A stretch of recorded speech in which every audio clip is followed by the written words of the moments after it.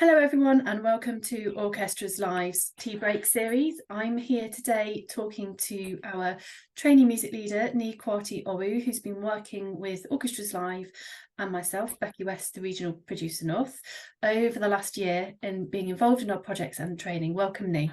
Thank you very much, Becky. So I'm going to ask you first, what motivated you to apply for the Trainee Music Leader scheme and kind of what were your personal goals in getting involved in this area of work? Well, first of all, during the pandemic, I started, I was living in North Yorkshire, so I had nowhere else to go. So I was trying to see how different my art form, and also this is around the time where it's tricky for everyone in the whole world. So how to rethink the art form now that we've got the time and then the space to really not be running around but think about it. So I got so interested in rethinking the way I approach music and my art form, which is mostly West African based and specifically Ghana. And so it's been in my mind, it's been on my radar of trying to take it to another level. Whichever level it was, I didn't know. So I started taking interest into getting flyers and leaflets and everything, and even signing up to email lists just to start reading. Not an advertisement, but one of the interests was also tickled a bit through these music magazines that I buy every month and look at what is going on, because I'm also interested in the production process and everything. And there was this huge orchestra, and they were talking about all of the creative process of capturing the sounds and everything.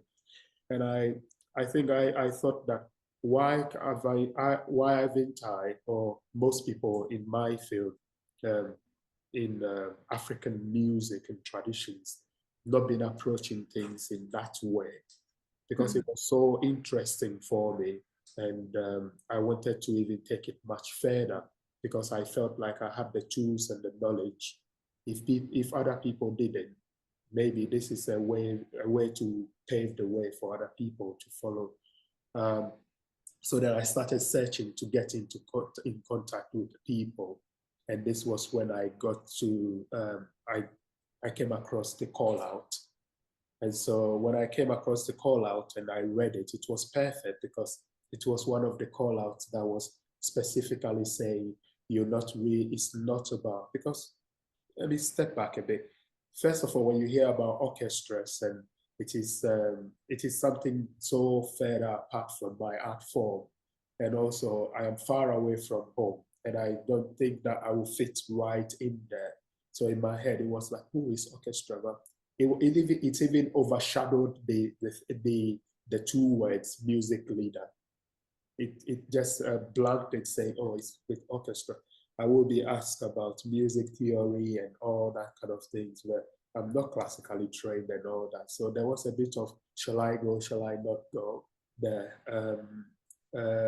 But then I decided that later on, after rereading it, and I printed 2 copies of the description, one on my table at home and then one in my bag. And I kept reading it just to convince myself that I tick all the boxes before applying. And then I thought to myself, this is going to be something that I should rather approach as a professional development rather than any other thing. So if it is challenging, then it is really a good step to take. And we've just come out of lockdown and all that. So maybe something to challenge me would be the first thing to go. So that was how I then came across the scheme. And then when I was even applying for the scheme, something happened, because midway through, I just thought, oh no, I'm not going to finish the application. So I've just done the diversity and inclusion and equality form and everything. But then I was midway writing my motivation, and I stopped. I think for 2 weeks I was being chased that we cannot find this, we cannot find this. And I wrote back to say that, yeah, I actually didn't send it because I don't feel like I want to go forward with it. And through Spitalfields, and it was the back and forth emails was like, oh, and I felt like at least someone else has seen something much more, and the positive side that I am looking at right now. So maybe I should just send it through. So I was thinking, I sat in the coffee shop and finished it off and sent it. And I was offered to come for, it wasn't an interview, I would say, really. It was just the stages to get to know me, and also and I was asked to prepare a little workshop. So I was like, is it going to be in person? Is it going to be on screen? And this is also new way of working with the Zoom and everything. How am I going to approach that? And yeah, I was really glad at the panel. The panel was really receptive, if that's the word. And I felt really comfortable, and I was able to deliver my mini workshop right there and then.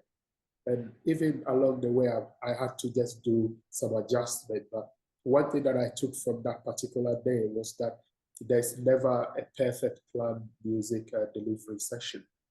And I think that's one thing that I still carried on later on throughout the whole scheme.